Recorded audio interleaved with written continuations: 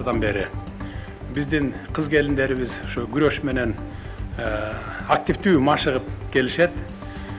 Бирок бир дагы өзлөрүнүн спорт залы жок, жалаң эркектер менен машыгып келчү. Муну мен илгертен билет элем. Анан быйыл ушул залды салып берип, атай уша кыз келиндер үчүн деп күрөш залын салып, капсула салдым эле. 29 апрелде болса керек, эгер мен жаңылышпасам. Мына 5 айдын ичинде ушул спорт залды бүтүрүп бердик.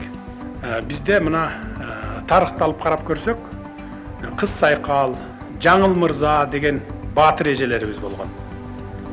Мына аты өмүр бою түбөлүк кыргыз элинде сакталып калган.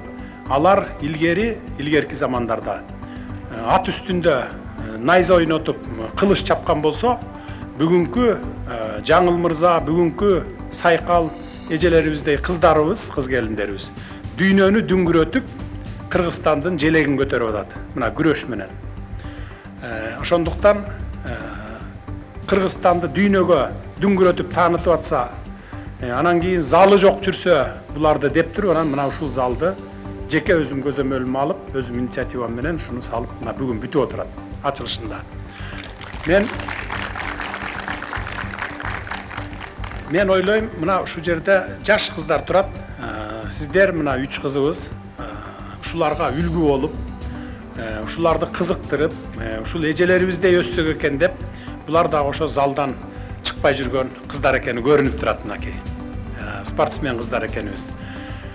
Мен муну менен эмнени айткым келет? Силер улам алдыңкы үлгү боло турган адамдарды көрүп, кийинки муун өсөт. Алдыңкы муун дайыма арткы муунга келе жаткан муунга үлгү болуш керек. Мына сиздер, мына 3 кызыбыз, Айсулу, Айпери, Мээрим үчөө. Мына ушул кыздарга үлгү болуп отурасыздар. Кийин сиздердин артыңыздардан ушундай спортсмендер чыксын. Анан мен ушу былтыр капсула салып атканда сиздерден суранып кеттим элем.